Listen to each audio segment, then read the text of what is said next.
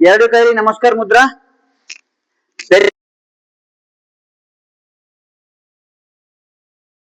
ಒಂದ್ಸಲ ಜೀರೋ ಉಸಿರು ತಗೊಳ್ಳಿ. ಕಣ್ಮುಚ್ಚಿ. Close your eye. ಬೆನ್ನು ಕುತ್ತಿಗೆ ನೇರವಾಗಿರ್ಲಿ. ಉಚ್ಛ್ವಾಸ ಗಮನ ಕೊಡಿ. ಒಳಗೆ ಹೋಗುವ ಬರೋನು ಉಸಿರನ್ನು ಸಾಕ್ಷಿ ಭಾವದಿಂದ ಗಮನಿಸಿ. ಒಂದು 5-6 ಸಲ ಉಸಿರಾಡಿ. ಒಮ್ಮೆ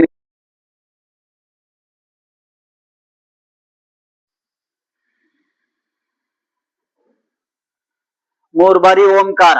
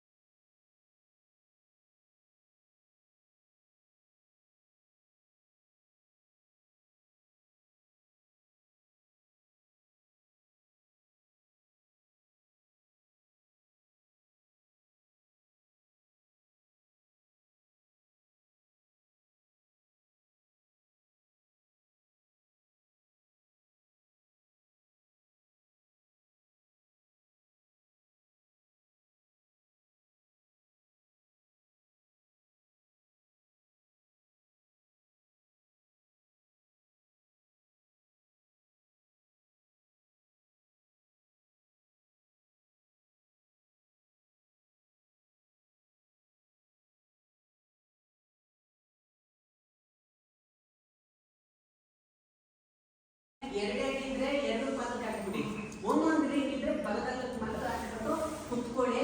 ಇವಾಗ ನೋಡಿ ಈ ತರ ಇಟ್ಕೊಳ್ಬೇಕು, ನೋಡ್ಕೊಳ್ಳಿ. ಇದು ಇಟ್ಕೊಳ್ಳೋದು ಇದೇನೇನೋ ಮಾಡ್ತೀರಾ, ಸುಮಾರು ಸಲ ಹೇಳ್ಕೊಟ್ರು ನೋಡಿ. ಇದಾಗುವಾಗ ಹಿಂಗೆ ಕ್ರಾಸ್ ಮಾಡಬಾರ್ದು, ಇದು ನೋಡಿ ಈ ತರ. ನಾನು ಮಿಸ್ಟೇಕ್ ಮಾಡಿ ತೋರಿಸ್ತೀನಿ ನಿಮ್ಮೆಲ್ಲರಿಗೂ ಗೊತ್ತಾಗ್ಬೇಕು ಅಂತ, ಯಾಕಂದ್ರೆ ನೀವು ಮಿಸ್ಟೇಕ್ ಮಾಡ್ಬಾರ್ದಲ್ಲ ಬಂದ್ಬಿಟ್ಟು. ಇದು ಸ್ಟ್ರೈಟ್ ಇರ್ಬೇಕು, ಎಬ್ಬೆಡ್ಲು ನೋಡಿ ಪಕ್ಕದಲ್ಲೇ ಇರಬೇಕು. ಇದನ್ನ ಮಾಡೋದ್ರಿಂದ ನಮ್ಗೆ ಏನು ಪ್ರಯೋಜನ ಆಗುತ್ತೆ? ಒಂದು, ನಮ್ಮ ದೇಹದಲ್ಲಿ ಫ್ಲೆಕ್ಸಿಬಿಲಿಟಿ ಅಂತೀವಿ. ಏನಾಗ ಕನ್ನಡದಲ್ಲಿ ಏನಂತೀವಿ? ಫ್ಲೆಕ್ಸಿಬಿಲಿಟಿ ಅಂದ್ರೆ ಕರೆಕ್ಟಾಗಿ ಮಾಡೋಕ್ಕಾಗಲ್ಲ, ಕೆಲವೊಂದು ಫೋರ್ಸಸ್ಗಳಿನ ಅರ್ಥ ಆಯ್ತಾ ನಿಮ್ಗೆ? ಅರ್ಥ ಆಗೋ ರೀತಿಯಲ್ಲಿ ಹೇಳ್ಬೇಕು ಅಂದ್ರೆ, ಇವತ್ತು ತ್ರಿಕೋನಾಸನ ಆಗಲಿ, ಮುಂದೆ ಸ್ಪೈನ್ ಮುಗಿಸಿದ್ರೆ ಆ ಫ್ಲೆಕ್ಸಿಬಿಲಿಟಿ ಇರಲ್ಲ, ಕಡಿಮೆ ಇರುತ್ತೆ ನಿಮ್ಗೆ. ಲಂಬರ್ ಈ ಕೆಳಗಡೆ ಇರುತ್ತಲ್ಲ, ಈ ಲಂಬರ್ ಎಲ್ಲ ವೀಕ್ ಆದವಾಗ ಬರೋದು ಯಾವುದು ಅಂದ್ರೆ ಸೈಟಿಕ ಪೈನ್ ಬರುತ್ತೆ. ಫಸ್ಟ್ ಸೈಟಿಕ್ ಅಂದ್ರೆ ಗೊತ್ತಲ್ಲ, ಇಲ್ಲಿಂದ ಹಿಡಿದು ಜುಮ ಅನ್ನೋದು, ಈ ಆ ಕಡೆ ಎಳ್ದಂಗೆ ಆಗೋದು, ಕಾಲು ಮುರಿ ಆಗೋದು, ಮಂಡಿಗೆ ಹೋಗಿ ಬರೋದು, ಈ ತರ ಸಮಸ್ಯೆಗಳೆಲ್ಲ ಸ್ಟಾರ್ಟ್ ಆಯ್ತು ಅಂದ್ರೆ ಈ ನಾಭಿಯಿಂದ ಕೆಳಗಡೆ ಇರುತ್ತಲ್ಲ ನಮ್ಗೆ, ಎಕ್ಸ್ಪೆಷಲಿ ನಾಭಿಯಿಂದ ಬರೋಂತ ಪ್ರಾಬ್ಲಮ್ಸ್ ಏನಿವನ್ನು ಲೇಡೀಸ್, ಎಕ್ಸ್ಪೆಷಲಿ ಜೆಂಟ್ಸ್ಗಿಂತ ಲೇಡೀಸ್ ಬರ್ತದಲ್ಲ, ಆ ಪ್ರಾಬ್ಲಮ್ಗಳಲ್ಲಿ ಹೆಸರು ಬೇಡ, ಜಾಸ್ತಿ ದೊಡ್ಡ ದೊಡ್ಡ ಬರ್ತದೆ ಪ್ರಾಬ್ಲಮ್ಗಳು. ಆ ಪ್ರಾಬ್ಲಮ್ ಎಲ್ಲ ಸರಿ ಮಾಡೋಂಥ ಶಕ್ತಿ ಈ ಫುಟ್ಬಾಲ್ ಇರುತ್ತೆ. ಹೋಯ್ತಲ್ಲ, ಈ ತರ ಸ್ಟ್ರೈಟ್ ಮಾಡಿ, ಇದು ಈ ಕಡೆ 50%, ಈ ಕಡೆ 50%. ಇಲ್ಲೆಲ್ಲ ಮರ್ಮ ಮಾಹಿತಿ ಇರ್ತವೆ, ಏನೋ ಮಾಡ್ತಾರೆ ಬಿಡ್ರಿ, ಅವ್ರಿಗೆ ಮಾಡೋ ಕೆಲಸ ಇಲ್ಲ ಅಂತ ಹೋಗ್ಬೇಡಿ. ತುಂಬಾ ವರ್ಷಗಳಿಂದ ರಿಸರ್ಚ್ ಮಾಡಿದೀವಿ ಇದನ್ನ, ಆಯ್ತಾ? ಈ ತರ 50% ಇಟ್ಕೊಂಡ್ಮೇಲೆ ಇದು 50%, ಇದು 50%, 100% ಟೈಟ್ ಆಗಿ ನೇರ ಕೂತ್ಕೊಳ್ಳಿ, ಆಯ್ತಾ? ನೇರ ಕೂತ್ಕೊಳ್ಳಿ, ಬೆನ್ನೂರಿನ ನೋಡಿತಾ ಹೇಳಿ ಕರೆಕ್ಟ್ ಆಗಿ. ಇದು 20% ಈ ಎಲ್ಬೋ ಜಾಯಿಂಟ್ ಇರುತ್ತಲ್ಲ, ಇಲ್ಲಿ ಟೆನ್ನಿಸ್ ಎಲ್ಬೋ ಅಂತೀವಿ. ಇದನ್ನ ರಿಲ್ಯಾಕ್ಸ್ ಮಾಡಿರ್ಬೇಕು, ಗೊತ್ತಾಯ್ತಾನ? ಬ್ರೀತಿಂಗ್ ನೋಡಿ, ಮೇಲೆ ಈ ತರ ಸ್ಟ್ರೈಟ್ ಆಗಿ ನೋಡಿತರ. ಇದು 1 2 ಕೆಳಗಡೆ ಬಂದಾಗ ಇಲ್ಲಿ ರಿಲ್ಯಾಕ್ಸ್ ಆಗಿರ್ಬೇಕು. ನೀವು ಟೆನ್ಷನ್ ಮಾಡಿದ್ರೆ ಟ್ರೈನಿಂಗ್ ಬರಲ್ಲ. ಮತ್ತೆ ಹೇಳ್ತಾ ಇದ್ದೀನಿ, ನಿಮ್ಮ ಗಮನ ಪಾದದ ಹೆಬ್ಬೆರಳಿಂದ ನಾಸಿಕನ್ನ ಗಮನಿಸ್ಬೇಕು, ಫೇಡ್ ಡೌನ್ ಆಗುವಾಗ, ಗೊತ್ತಾಯ್ತಲ್ಲ? ಪೂರ್ತಿ ನಿಮ್ಮ ಗಮನ ನಾಸಿಕಾಗ್ರ ಮತ್ತೆ ನಾಸಿಕಾಗ್ರದಿಂದ ಎರಡು ಪಾದದ ಹೆಬ್ಬೆರಳನ್ನ ಗಮನಿಸ್ಬೇಕು. ನಾನು ಕೌಂಟಿಂಗ್ ಅಲ್ಲಿ ಮಾಡಿಸ್ತೀನಿ, ಕಣ್ಣನ್ನ ಮೃದುವಾಗಿ ಮುಚ್ಚಿ, ಆಯ್ತಾ? ಜಾಸ್ತಿ ಅಂಕಿ ಮುಚ್ಚಿಬಿಡೋದಲ್ಲ, ಮೃದು ಅಂದ್ರೆ ಕ್ಲೋಸ್ ಯುವರ್ ಐಸ್, ಬೆನ್ನು ನೇರವಾಗಿರಲಿ, ಬ್ರೀತಿಂಗ್ 1, ಸ್ಲೋ ಮಾಡಬೇಕು, ಮಾತ್ರ ಕೊಡಬೇಡಿ, 2, ನಿಧಾನ, 3,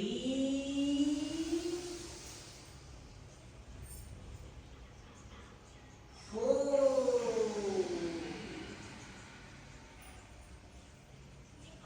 5,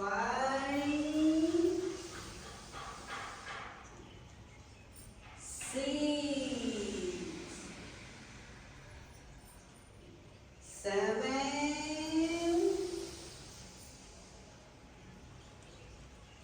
8,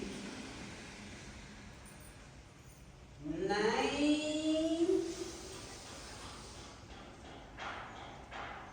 10.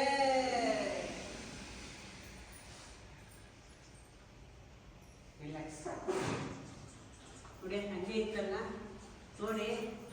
ಇವಾಗ ಇದನ್ನ ಅಪಾನ ಮುದ್ರೆ ಅಂತೀವಿ. ಈ ಮುದ್ರೆ ಮಾಡೋದ್ರಿಂದ ಏನೇನು ಯೂಸ್ ಆಗುತ್ತೆ ನಮ್ಗೆ? ಈ ಮುದ್ರೆ ನೋಡಿ, ಒಂದು ನಾವು ತಿಂದಿರೋಂಥ ಆಹಾರ ಕರೆಕ್ಟಾಗಿ ಜೀರ್ಣ ಆಗ್ತಾ ಇರಲ್ಲ, ಅಜೀರ್ಣ ಆಗ್ತಾ ಇರ್ತದೆ. ಅದೆಲ್ಲ ಕರೆಕ್ಟಾಗಿ ಜೀರ್ಣ ಆಗಿ ದೊಡ್ಡ ಕರಳು ಅಂತೀವಿ, ದೊಡ್ಡ ಕರಳು. ಅದೆಲ್ಲ ಕರೆಕ್ಟಾಗಿ ಹೊರಗಡೆ ಹೋಗ್ಬೇಕು ಅಂದ್ರೆ ಒಬ್ರಿಗ 1.5 ದಿನ, 2 ದಿನ, 3 ದಿನ ಆಗುತ್ತೆ, ಮೋಷನ್ ಹೊರಗಡೆ ಹೋಗಲ್ಲ. ಯಾಕಂದ್ರೆ ನಾವು ಊಟ ಮಾಡುವಾಗ ನಾನು ಸೇರಿಸಿ ಎಲ್ಲ ದೊಡ್ಡ ದೊಡ್ಡ ತಪ್ಪುಗಳನ್ನ ಮಾಡ್ತೀವಿ. ಒಂದು ಊಟ ಮಾಡುವಾಗ ಒಂದು ಟಿವಿ ಇರ್ಬೇಕು, ಇಲ್ಲ ಮೊಬೈಲ್ ಇರ್ಬೇಕು. ಎಷ್ಟೋ ಜನಗಳು ಮನೆಯಲ್ಲಿ ಕೂಡ ಉದಯದಲ್ಲ ಆ ಥರದ್ದು ತಪ್ಪು ಮಾಡುವಾಗ ಏನ್ ನಮ್ಮ ದೊಡ್ಡ ಕರಳಾಗಿರ್ಬೋದು, ಸಣ್ಣ ಕರಳಾಗಿರ್ಬೋದು, ಇವಾಗ ತುಂಬಾ ರೋಗಗಳಿಂದ ಬಳಲ್ತಾ ಇರ್ತೀವಿ, ನಮಗೆ ಗೊತ್ತಿರಲ್ಲ. ಉದಾಹರಣೆಗೆ ಒಂದೇ ಒಂದು ಕಾಯಿಲೆ ಹೆಸರು ಹೇಳ್ತೀನಿ, B12 ಡೆಫಿಷಿಯನ್ಸಿ ಅಂತ ಒಂದು ಕಾಯಿಲೆ ಬಂದೈತಿ ಇವಾಗೆಲ್ಲ.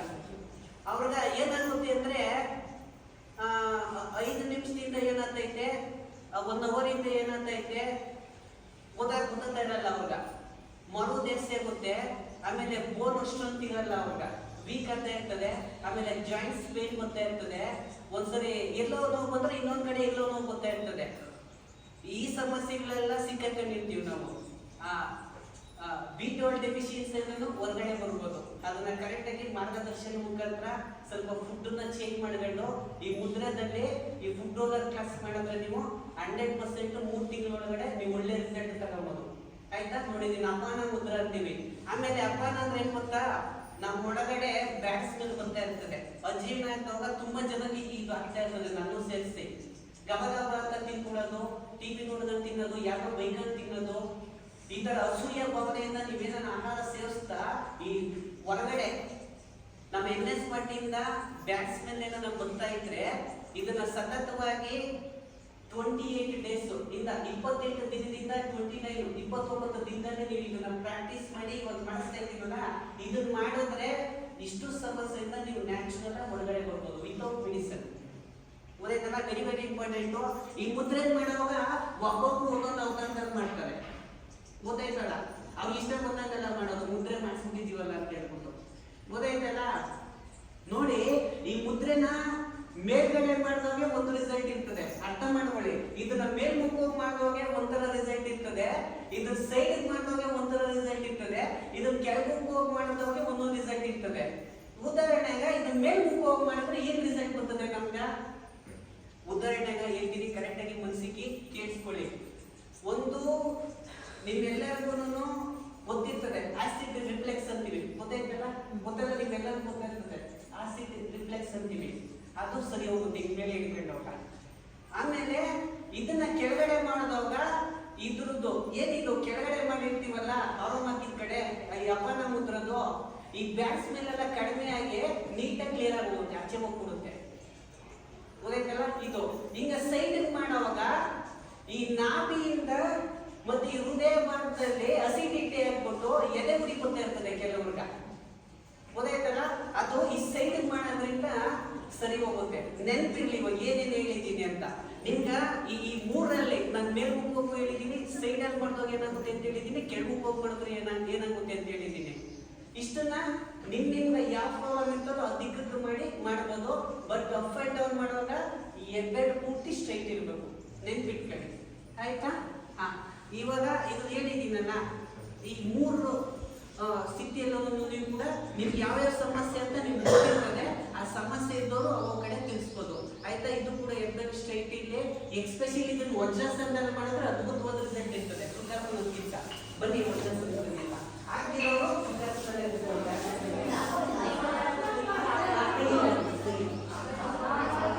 ಇವಾಗ ಆದ್ಮೇಲೆ ಅದಕ್ಕೆ ಬರುತ್ತೆ. ಸರಿ,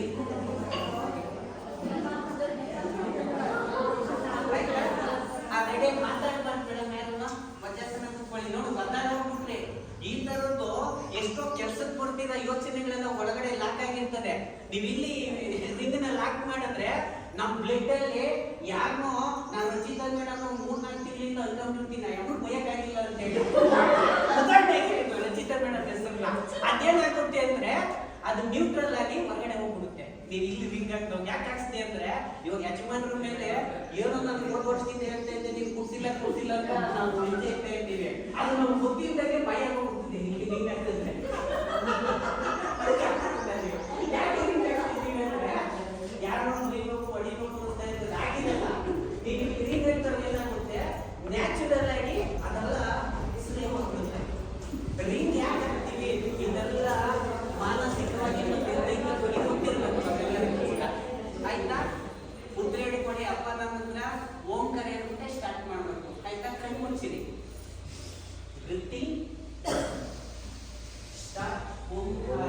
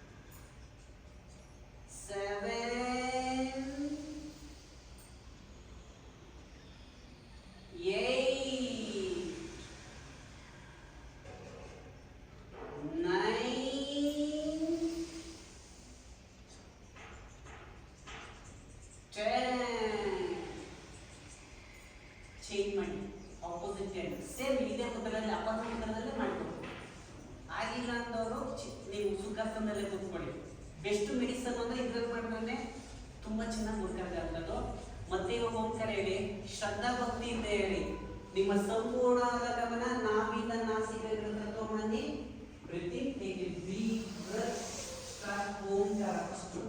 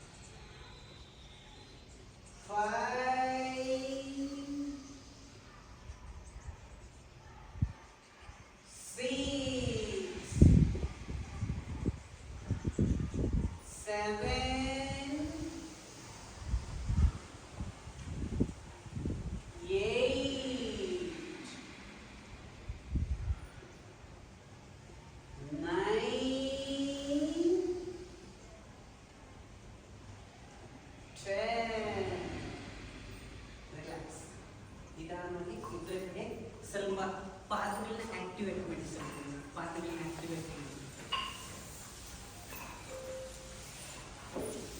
ನೋಡಿ. ಇಷ್ಟು ಮಾಡಿಕ್ಕೆ ಏನಾದ್ರು ಚೇಂಜಸ್ ಐತೆ ನೋಡಿ, ಏನಾದ್ರು ಸ್ವಲ್ಪ. ಇದೆಲ್ಲ ಬೇಸಿಕ್ ಲೆವೆಲ್, ಇದರಲ್ಲೇ ತುಂಬಾ ತರದ್ ಮಾಡಿಸ್ತೀನಿ, ಆಯ್ತಲ್ಲ. ಸ್ವಲ್ಪ ಸ್ಟ್ರೆಚ್ ಮಾಡಿ, ಯಾಕಂದ್ರೆ ಜಾಸ್ತಿ ಹೊತ್ತಿಂದ ಕೂತಿದ್ದೀರಲ್ಲ. ನೀವು ಯೋಗ ಮಾಡ್ತಾ ಇರೋದನ್ನ ಇಷ್ಟೊತ್ತು ಕೂತಿದ್ದೀರಾ. ನೀವು ಯೋಗ ಮಾಡಿಲ್ಲ ಅಂದ್ರೆ ಇಷ್ಟೊತ್ತು ಕೂಡ ಸಾಧ್ಯ ಆಗಲ್ಲ. 3 ನಿಮಿಷದ ಮೇಲೆ ಕುತ್ಕೊಳ್ಳೋಕ್ಕಾಗಲ್ಲ ನಮ್ಮೆಲ್ಲರಿಗೂ. ಯಾಕಂದ್ರೆ ಆ ತಾಳ್ಮೆ ಎಲ್ಲ ಕಳ್ಕೊಂಡಿದೀವಿ. ಕೆಲವು ಸಮಯದಲ್ಲಿ ನೋಡ್ತಾ ಇದ್ರೆ ನೋಡಿ ಈ ತರ ಇರ್ಬೇಕು. ಈಗ ಎಲ್ಲರಿಗೆ ಸೇರಿಸ್ಬೇಕು ನೋಡಿ ಈ ತರ, ಆಯ್ತಾ. ಇದ್ರಲ್ಲೂ ಫಸ್ಟ್ ಓಂಕಾರ ಹೇಳಿ, ಆಯ್ತಾ. ಹಿಂಗೆ ಇಟ್ಕೊಳ್ಳಿ. ನಿಮ್ಗೆ ಕಾಣಿಸ್ಲಿ ಅಂತ ನಾನು ಕುತ್ಕೊಂಡ್ರೆ ಕಾಣಿಸಲ್ಲ ನೋಡಿ. ಇದೇ ತರ ಹೇಳಿ, ಸ್ಟ್ರೈಟ್ ಆಗಿ ಕುತ್ಕೊಳ್ಳಿ. ಒಂದ್ಸರಿ ಓಂಕಾರ ಕಣ್ಣು ಮುಚ್ಚಿ ಅಲ್ಲೇ ಹೇಳಿ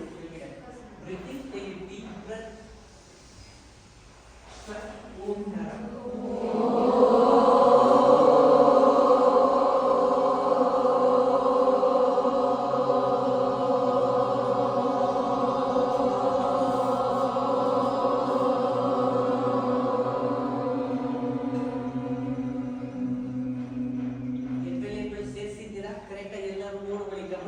ನೀವು ಟಚ್ ಮಾಡಿಲ್ಲ ಅಂದ್ರೆ ನಿಮಗೆ ಕ್ಲಾಸ್ ಹೋಯ್ತು ಅಂತಾನೆ.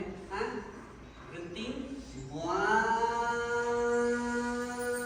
ಮೇಲೆ ಮೇಲೆ ಬ್ರೀತಿಂಗ್.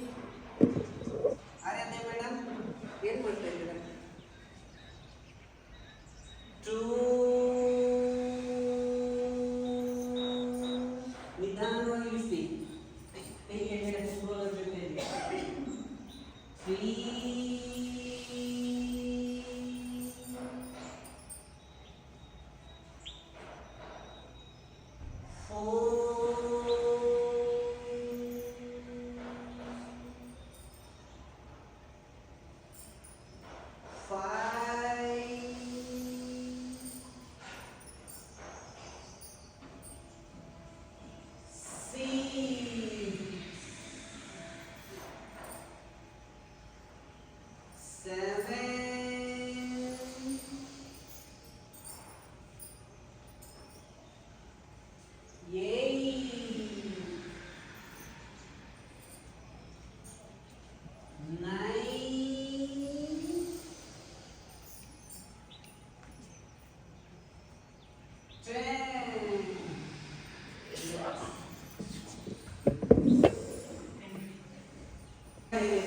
ನಾವೆಲ್ಲೆಲ್ಲ ಓದ್ಕೊಂಡಿದ್ದೀವಿ.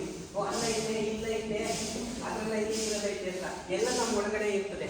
ಒಳ್ಳೇದು ಕೆಟ್ಟದ್ದು ಎಲ್ಲ ಅದನ್ನೆಲ್ಲ ಪರ್ಫೆಕ್ಟಾಗಿ ಟ್ಯೂನಿಂಗ್ ಮಾಡೋಂಥ ಶಕ್ತಿ ನಮ್ಮ ಒಳಗಡೆ ದೇವ್ರು ಕೊಟ್ಟಿರ್ತಾನೆ. ಅದು ನೋಡೋ ಶಕ್ತಿನೂ ಕೊಟ್ಟಿರ್ತಾನೆ. ಅದನ್ನು ಕಳ್ಕೊಂಡಿರ್ತೀವಿ ಅಷ್ಟೇ ನಾವು. ಅದು ಇವಾಗ ಬರುತ್ತೆ ಇದರಲ್ಲಿ ಮಾಡೋದ್ರಿಂದ. ಯಾವಾಗ ಮಾಡ್ತಾ ಇದ್ರೆ ಹೇಳಿ ನೋಡೋಣ ಇದನ್ನ ನೀವೆಲ್ಲ. ಇಲ್ಲಿ ಬಿಟ್ಟರೆ ಕರೆಕ್ಟ್ ಹೊಡಿರಿ ಕ್ಲಾಸ್ ಇವಾಗ ಒಂದ್ಸರಿ ನೋಡಿ. ನೀವೇನನ್ನ ಜೀವನದಲ್ಲಿ ಒಳ್ಳೆ ಕೆಲಸ ಮಾಡ್ಬೇಕು ಅನ್ಕೊಂಡಿದ್ರೆ ನೀವು ಮನೆಯಲ್ಲಿ ದಿನ ಒಂದು 10 ಲೀಟ್ರು ಮಜ್ಜಿಗೆ ತಂದ್ಬಿಟ್ಟು ನೀವು ಬೆಳೆ ಸ್ಟಾರ್ಟ್ ಮಾಡಿದ್ರೆ ನಿಮ್ಗೆ ಏನ್ ಬೇಕು ಶಕ್ತಿ ಸಾಮರ್ಥ್ಯ ಎಲ್ಲ ಅದೆಲ್ಲ ವಾಪಸ್ ಬರ್ತದೆ ನಿಮ್ಗೆ. ಸುಳ್ಳು ಹೇಳ್ತಾ ಇಲ್ಲ ನಾನು. ಏನಿದು ಮಜ್ಜಿಗೆ ಕಡಿಯಿರಲ್ಲ, ಅದು ಅದ್ಭುತವಾಗಿ ನಮ್ಮ ದೈಹಿಕ ಮತ್ತೆ ಮಾನಸಿಕ ಆ ರೋಷ ಪೇಶಿಗಳನ್ನ ಬ್ಯಾಲೆನ್ಸ್ ಮಾಡ್ತಾ ಇತ್ತು. ಹೇಳಿದ್ನಲ್ಲ ಅದು ಶಿವಶಕ್ತಿ ಅಂತ, ನಮ್ಮೊಳಗಡೆ ಆ ಶಕ್ತಿನೆಲ್ಲ ಬ್ಯಾಲೆನ್ಸ್ ಮಾಡ್ತಾ ಇತ್ತು. ಇವತ್ತೆಲ್ಲ ದೈಹಿಕವಾಗಿ ನಾವು ಮರ್ತೇ ಬಿಟ್ಟಿದ್ದೀವಿ. ಎಲ್ಲ ಓಡಾಡೋದು ನಂದಿನಿ ಮಜ್ಜಿಗೆ ತಂದ್ಬಿಡೋದು ನಮ್ಮನ್ನ ಸೇರಿಸಿ. ಯಾಕೆ ಇದನ್ನ ನಮ್ಮ ಹೆಣ್ಮಕ್ಳಗ ನೋಡಿ ತುಂಬಾ ಜನ ಸಮಸ್ಯೆ ನನ್ನ ಹತ್ರ ಏನು ಪ್ರಾಬ್ಲಮ್ಗೋಸ್ಕರ ಬರ್ತದೆ ಅಂದ್ರೆ ಅವ್ರಿಗೆ ಪೀರಿಯಡ್ಸ್ ಪ್ರಾಬ್ಲಮ್ ಆಗಿ ಬರ್ತಾರೆ ನನ್ನ ಹತ್ರ ಕೇಳ್ಕೊಂಡು, ಸರ್ ಇದು ಯೋಗ ಇದೆ ಏನನ್ನ ಸರಿ ಹೋಗ್ಬೋದು ಅಂತ. ಖಂಡಿತ ಸರಿ ಹೋಗುತ್ತೆ. ನಿಮ್ಮ ಮಕ್ಕಳನ್ನ ಇವಾಗ ನನಗೂ ಮಕ್ಕಳಾಗವೆ, ಹೆಣ್ಮಕ್ಳಾಗವೆ. ನಾನು ಹೆಂಗ್ ಬೆಳೆಸ್ತೀನಿ ಅಂತ ನೀವೆಲ್ಲ ಕಂಡ್ಬಿಟ್ಟು ನೋಡ್ತಾ ಇದ್ದೀರಾ. ಯಾಕೆ ಇವತ್ತು ಹೆಣ್ಮಕ್ಳಿಗ ದೊಡ್ಡ ದೊಡ್ಡ ಸಮಸ್ಯೆಗಳು ಕೂತೈತೆ ಅಂದ್ರೆ ಅವ್ರನ್ನ ಈ ಮಳೆ ಬಿಸಿಲು ಕಷ್ಟ ಸುಖ ದುಃಖ ನೋವು ನಲಿವು ಇದನ್ನ ಯಾವುದು ಇಂಟ್ರೊಡ್ಯೂಸೇ ಮಾಡಲ್ಲ ನಾವೆಲ್ಲ. ಯಾಕಂದ್ರೆ ನಾವೆಲ್ಲ ಕಷ್ಟ ಬಿದ್ದು ಬಂದಿದ್ದೀವಿ ಅಂತೇಳಿ ಮಕ್ಕಳನ್ನ ಆ ಕಷ್ಟ ಸುಖಗಳನ್ನ ಏನು ಪರಿಚಯನೇ ಇಲ್ಲದಿದ್ದಂಗ ಅವ್ರನ್ನ ಶ್ರೀಮಂತಿಕೆಯಾಗಿ ಬೆಳೆಸ್ಬಿಟ್ಟಿರ್ತೀರ. ಅದು ನಿಂದೆ ದೊಡ್ಡ ದೊಡ್ಡ ತಪ್ಪಾಗಿರ್ತದೆ. ದಯಮಾಡಿ ನಿಮ್ಮ ಮಕ್ಕಳಿಗ ಅದ್ರ ಜೊತೆಲಿ ಏನು ಮಾಡಬೇಕು ಅಂದ್ರೆ ಅವ್ರಿಗೆ ಬಿಸಿಲು ಅಂದ್ರೆ ಅರ್ಥ ಮಾಡಿಸಿ, ಸುಖ ಅಂದ್ರೆ ಏನು ಅಂತ ಅರ್ಥ ಮಾಡಿಸಿ, ಆ ಪ್ರತಿ ಒಂದ್ರದ್ದು ಚಿಕ್ಕ ಹುಡುಗನೋಗಿಂದಾನೆ ಸ್ವಲ್ಪ ಅವ್ರಿಗ ಒಂದು ಗೊತ್ತಾಗ್ಬೇಕು ಅವ್ರಿಗ ಏನೇನು ಅಂತೇಳಿ. ಇದನ್ನ ಯಾರು ಕರೆಕ್ಟಾಗಿ ಮಾಡ್ತಾರೋ ನಿಜವಾದ ತಂದೆ ತಾಯಿ ಆಗಕ್ಕ ಅವರು ಸಾರ್ಥಕವಾದ ಜೀವನವನ್ನ ಮಾಡ್ಬೋದು. ಇಲ್ಲ ಅಂದ್ರೆ ಅವರು ಮದುವೆ ಆಗಿ 2 ತಿಂಗಳಿಗೆ ಹೊಸ ಮನೆ ಮಾಡೋದಂತಾರೆ, ಬಾಡಿಗೆ ಮನೆನ ಹೋಗಿ. ಆ ಥರ ಆಗಬಾರ್ದು ಅಂದರೆ ಪ್ರತಿಯೊಬ್ಬರು ಮನೆಯಲ್ಲೂ ಕೂಡ ಎಲ್ಲರೂ ತಂದೆ ತಾಯಿಗಳು ಆಗಿದ್ದೀವಿ, ನಾವೆಲ್ಲರೂ ಅನ್ಕೊಂಡಿದ್ದೀವಿ. ಅದಕ್ಕೆ ತಂದೆ ತಾಯಿಗಳಿಗೆ ನೀವು ಏನು ಮಕ್ಕಳಿಗೆ ಒಂದು ವಿಶೇಷವಾದ ಕೊಡುಗೆ ಕೊಡಬೇಕು ಅಂದರೆ 10 ಎಕರೆಯನ್ನು ಜಮೀನು ಮಾಡಿ ಕೊಡೋ ಅವಶ್ಯಕತೆ ಇಲ್ಲ. ಅವ್ರಿಗೆಲ್ಲರಿಗೂ ಅವ್ರಿಗೆ ವಿಲ್ ಪವರ್ ಕೊಡಬೇಕು, ಆತ್ಮಶಕ್ತಿ ಕೊಡಬೇಕು. ಆತ್ಮಶಕ್ತಿ ಒಂದು ಕೊಟ್ಟರೆ ಅವರು ನ್ಯಾಯವಾದ ರೀತಿಯಲ್ಲಿ ಜೀವನ ಮಾಡೋಣ ಅಂತ ದಾರಿ ಮುಂದಕ್ಕೆ ದೇವರೇ ದಾರಿ ತೋರಿಸ್ತಾನಂತೆ ಅವ್ರಿಗೆ. ಇದನ್ನೆಲ್ಲ ಬಿಟ್ಟುಬಿಟ್ಟು ನಾವು ಒಳ್ಳೆ ಅವ್ರಿಗೆ ಪ್ರೋಟೀನ್ ಕೊಡೋದು, ವಿಟಮಿನ್ ಕೊಡೋದು, ಒಳ್ಳೆ ಫ್ರೂಟ್ಸ್ ಕೊಡೋದನ್ನ ಮಾಡಿದ್ರೆ ಅವ್ರಿಗೆ ಆಂತರಿಕ ಸೌಂದರ್ಯನೇ ಇಲ್ಲ ಅಂದಮೇಲೆ ನೀವೆಷ್ಟು ಕೋಟಿ ರೂಪಾಯಿ ಕೊಟ್ರೇನು, ಎಷ್ಟು ಜಮೀನು ಕೊಟ್ರೇನು, ಅವನು 1 ಗಂಟೆಯಲ್ಲಿ ಅದನ್ನೆಲ್ಲ ಕರ್ಕೊಂಬಂದ್ಬಿಡ್ತಾನೆ. ಅದಕ್ಕೆ ಹಿಂದಿನ ಕಾಲದಲ್ಲಿ ಆಶ್ರಮ ಮತ್ತು ಅವ್ರನ್ನೆಲ್ಲ ಒಡನಾಟ ಇರ್ತಾಯಿತ್ತು. ಇವಾಗ ನಾನೇನಲ್ಲ ಇವತ್ತು ಈ ಮಟ್ಟಕ್ಕೆ ಬಂದಿದ್ದೀವಿ ಅಂದರೆ ನಮ್ಮ ತಂದೆ ತಾಯಿ ಏನು ಬ್ರಾಹ್ಮಣರಲ್ಲ, ನಾವೇನು ಲಿಂಗಾಯತರಲ್ಲ, ನಾವು ಸಾಮಾನ್ಯ ಜನಗಳೇ. ಯಾಕೆ ಈ ಒಂದು ಶಕ್ತಿ ಬಂದೈತೆ ಅಂದರೆ ಆ ಒಡನಾಟ ಇತ್ತು, ಸ್ವಲ್ಪ ಗುರುಗಳು ಸ್ವಲ್ಪ ವಿಶ್ವಾಸ ಇತ್ತು.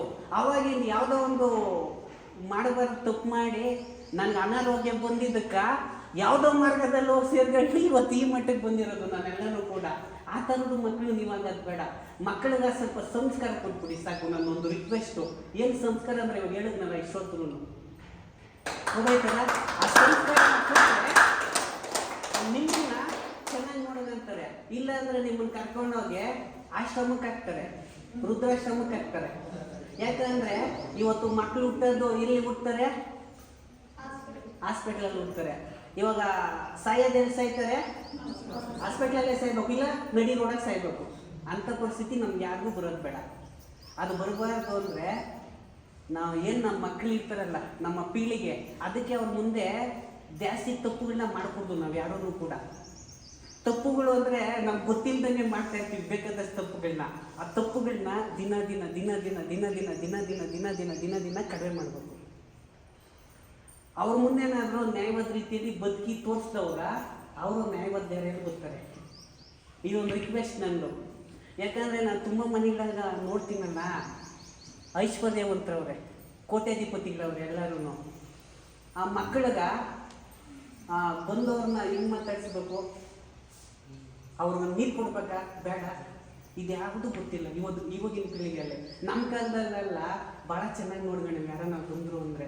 ಇವತ್ತು ಆ ಸಂಸ್ಕಾರನೇ ಇಲ್ಲ. ದೇವರನ್ನೇ ಹೇಳ್ತಾ ಇದ್ದೀನಿ, ನಾನು ತುಂಬ ಜನ ಮನೆಯಾಗ ನೋಡ್ತೀನಲ್ಲ, ಬಾರ ಯಾವ ಗುರುಜಿ ಏನು ಈ ದಿನದ ಮೇಲೆ ಬಂದೆ ಅಂತಾರೆ ನನ್ನೇ. ನಂಗೆ ಅವಮಾನ ಇಲ್ಲ. ಯಾಕೆ ಹೇಳ್ತಾ ಇದ್ದೀನಿ ಅಂದರೆ, ಈ ಥರ ಎಲ್ಲ ಆಗ್ತೈತೆ ಅಂದರೆ ನಮ್ಮ ಪೀಳಿಗೆ ಎಲ್ಲ ಮುಂದೆ ಇರಲ್ಲ. ನಮ್ದೆಲ್ಲ ಆಯಸ್ಸು ಇವಾಗ ವಿಶ್ವ ಯೋಗ ಆರ್ಗನೈಸೇಷನ್ ಐತಲ್ಲ, 65-70 ಮುಗೀತು ಅಂತ ಹೇಳ್ತವ್ರೆ ನಮ್ಮ ಜೀವಿತಾವಧಿ. ಇವಾಗ ನಮ್ಮ ಪೀಳಿಗೆ ಆದಮೇಲೆ ಅವ್ರದ್ದೇನು 5 ವರ್ಷನೇ ಕಡಿಮೆ ಆಗ್ಬೋದು ಅಥವಾ ಇನ್ನು 10 ವರ್ಷನೇ ಕಡಿಮೆ ಆಗೋದು, ಯಾವಾಗ ನೋಡೋಣ ಅದನ್ನೆಲ್ಲ.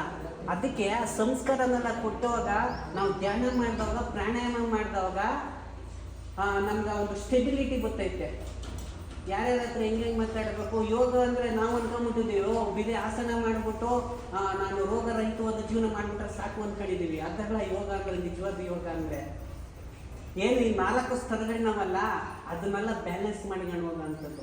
ಈ ಸಮಾಜನ ಏನಿವತ್ತು ನಾವೆಲ್ಲ ಒಟ್ಟಿಗೆ ಸೇರಿದ್ದೀವಲ್ಲ, ಯಾರ ಮೇಲೆ ನಿಮಗೆ ಕೆಟ್ಟ ಭಾವನೆ ಬರಬಾರ್ದು ಯೋಗ ಮಾಡ್ತಾ ಇದ್ದೀವಿ ಅಂದರೆ. ಆಮೇಲೆ ಆ ಮಾತು, ಆ ದುರುದ್ದೇಶ ಇರಬಾರ್ದು. ಇದೆಲ್ಲ ಕಡಿಮೆ ಮಾಡ್ತೈತೆ ಯೋಗ ಮಾಡೋದ್ರಿಂದ. ಇವತ್ತು ಏನು ದುರದೃಷ್ಟ ಅಂದರೆ, ಎಲ್ಲ 3 ತಿಂಗಳು 4 ತಿಂಗಳು ಯೋಗ ಕಲ್ತ್ಬಿಟ್ಟು ಯೋಗ ಹೇಳ್ಕೊಡಕ್ಕೆ ಬಂದವ್ರೆ.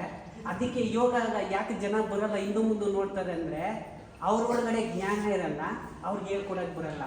ಇವರು ನಮ್ಮ ಜನ ಎಂಥವ್ರ ಹತ್ರ ಓದ್ತಾರೆ ಅಂದರೆ, ಕರೆಕ್ಟಾಗಿ ಹೇಳ್ಕೊಡೋರ ಹತ್ರ ಹೋಗಲ್ಲ ನಮ್ಮ ಜನ. ಯಾರು ಫೀಸ್ ಕಡಿಮೆ ತಗೊಂತಾನೆ ಅಂಥವ್ರು ನೋಡ್ಕೊಂಡು ನೋಡುತ್ತಾರೆ. ಒಳ್ಳೆ ಜ್ಞಾನ ಇರೋನು ಯಾವತ್ತೂ ಆ ಥರ ಎಲ್ಲ ಮಾಡಲ್ಲ. ಅರ್ಥ ಆಯ್ತಲ್ಲ. ನಾವೆಲ್ಲ ಯೋಗ ಅಂದರೆ ಏನು ಅನ್ಕೊಂಬಿಟ್ಟಿದ್ದೀವಿ ಅಂದರೆ, ಅಗದಲ್ಲಿ ಬೇಯೋಡೋದು, ನಾವೇ ಗುರೂಜಿ ಸಖತ್ತಾಗಿ ಮಾಡ್ತಾರೆ ಅವ್ರು ಹಂಗೆ ಮಾಡಿಬಿಟ್ರೆ ಸಾಕು ಅಂದ್ಕೊಂಡಿದ್ದೀವಿ. ನಿಜವಾದ ಯೋಗ ಅಂದರೆ ಈ 4 ಸ್ತರಗಳನ್ನ ಬ್ಯಾಲೆನ್ಸ್ ಮಾಡೋದು, ನೆನ್ಪಿಟ್ಕೊಳ್ಳಿ. ಆವಾಗ ರೋಗಕ್ಕ ನೀವು ಯಾವುದೇ ಔಷಧಿ ಬೇಡ. ದೇವರನ್ನೇ ಹೇಳ್ತಾ ಇದ್ದೀನಿ ನಿಮ್ಗೆ. ಅದಕ್ಕೆ ಯೋಗಕ್ಕೆ ಬನ್ನಿ ಅಂತ ಯಾಕೆ ಹೇಳ್ತೀವಿ ಅಂದರೆ, ಆಧ್ಯಾತ್ಮಿಕವಾಗಿ, ದೈಹಿಕವಾಗಿ, ಮಾನಸಿಕವಾಗಿ, ಮೆಂಟಲಿಯಾಗಿ ಇಷ್ಟೂ ನಿಮ್ಮನ್ನ ತೊಳಿತದೆ. ನೀವು ಸ್ನಾನ ಮಾಡ್ತೀರಲ್ಲ, ಸ್ನಾನ ಮಾಡುವಾಗ ದೇಹದಲ್ಲಿರೋಂಥ ಕೊಳೆ ಹೋಗುತ್ತಲ್ಲ, ನಿಮ್ಮ ಮಾನಸಿಕ ರೋಗ ರುಜಿನೆಲ್ಲ ನಿಧಾನವಾಗಿ ತೊಳಿತೀವಿ ಯೋಗಕ್ಕೆ ಬಂದರೆ. ಅರ್ಥ ಆಯ್ತಾ? ಅದಕ್ಕೋಸ್ಕರ ನಾವು ಶ್ರದ್ಧಾ ಭಕ್ತಿಯಿಂದ ಓದೋವರು ಯೋಗದ ಕಡೆ ಮಾಡ್ತೀವಿ. ಅದಕ್ಕೆ ನಾವೆಲ್ಲ ಸ್ಲೋಗನ್ ಹಾಕಿದ್ದೀವಿ. ತುಂಬ ವರ್ಷ ಈಗ ನೋಡಿದ್ದೀರಾ ನೀವು?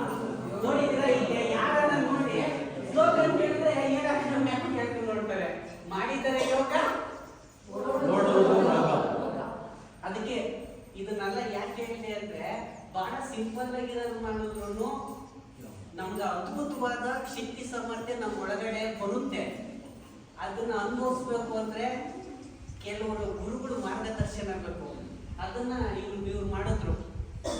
ಇವ್ರಿಬ್ರು ನಿಮ್ಗೂ ಗೊತ್ತೈತೆ, ಇವ್ರಿಬ್ರು ಕೊಟ್ಟ ಸುಮ್ಮನೆ ಹಾಕಿರೋದಲ್ಲ. ಇವತ್ತೇನ ನಾನು ಬದುಕಿದ್ದೀನಿ ಅಂದ್ರೆ ನಂದು ಬಹಳ ದೊಡ್ಡ ಕಷ್ಟಗಳಿಂದ ಎದ್ದು ಬಂದಿದ್ದೀನಿ. ಅದಕ್ಕೆ ನಿಮ್ಗೆ ಯಾರು ಇವಾಗೆಲ್ಲ ಸಣ್ಣ ಪುಟ್ಟ ಕಾಯಿಲೆಗಳು ಬರ್ತವೆ, ಅದನ್ನೆಲ್ಲ ವಿತೌಟ್ ಮೆಡಿಸನ್. ನಾನು ನೋಡಿದ್ದೀರಲ್ಲ ನನ್ನ ಥೆರಪಿಗಳನ್ನೆಲ್ಲ, ನಾನು ಜಾಸ್ತಿ ನಿಮ್ಗೆ ಮೆಡಿಸನ್ ಅಲ್ಲಿ ಹೋಗಿ ಅಂತ ಹೇಳಲ್ಲ. ಏನೋ ಒಂದು ಸ್ವಲ್ಪ ಕಾಳು, ಒಂದು ಸ್ವಲ್ಪ ಕಷಾಯ, ಯಾವುದೋ ನಾನು ಜ್ಯೂಸ್ ಕುಡಿಯೋಕೆ ಹೇಳ್ತೀನಿ. ಆ ಗುರುಜಿಗೆ ಯಾವ್ದೋ ಕೇಳಿದ್ರೆ ಬೂತ್ ಗುಂಟೆ ಹೇಳ್ತೇನೆ, ಇಲ್ಲ ಯಾವ್ದು ಸ್ವಾದಕಾಯಿ ಪದ್ಯಕ್ಕೆ ಹೇಳ್ತೇನೆ ಅಂತಾರೆ. ಬೇಕಾಗಿತ್ತು ನನಗೆ. ಮೊನ್ನೆ ಎಲ್ಲೋ ಕರೆದಿದ್ದು ಹೋಗಿದ್ದೆ, ಏನೋ ಹೆಚ್ಚು ಕಮ್ಮಿ ಆಗಿತ್ತು, ಬದನೆಕಾಯಿ ಜ್ಯೂಸ್ ಕುಡಿ ಅಂತೆ. ಬದನೆಕಾಯಿ ಜ್ಯೂಸ್ ಕುಡಿಬೇಕಂದ್ರೆ ಇವ್ ಕೇಳಿದ್ರೆ ಕುಡಿಬೇಕ ನಾನು ಅಂತಾರೆ. ಬದನೆಕಾಯಿ ಹೇಳ್ಕೊಂಡಿದ್ದೀವಲ್ಲ, ಅದ್ಭುತವಾದ ರಿಸಲ್ಟ್ ಬರ್ತದೆ. ಉದಾಹರಣೆಗೆ ಹೇಳ್ತೀನಿ ಕೇಳಿ. ಬದನೆಕಾಯಿ ನಾವೆಲ್ಲ ನೆಗ್ಲೆಕ್ಟ್ ಮಾಡ್ತೀವಿ. ಯಾರಿಗೆ ಈ ಮೈಕೈ ಊತ ಬಂದಿರ್ತಾರೆ, ಎಸ್ಪೆಷಲಿ ಕಿಡ್ನಿ ಪ್ರಾಬ್ಲಮ್ ಇರೋರು, ಈ ಮಂಡಿ ಹತ್ರ ಊತ ಬಂದಿರೋದು, ಆಮೇಲೆ ಆಂಕಲ್ ಹತ್ರ ಊತ ಬಂದಿರೋದು, ಈ ಕೆನ್ನೆಗಳ ಊತ ಬಂದಿರೋದು, ಡಬಲ್ ಚಿಪ್ ಬಂದಿರೋದು, ಅವರೆಲ್ಲ ಬದನೆಕಾಯಿ ಜ್ಯೂಸ್ ಕುಡಿದ್ರೆ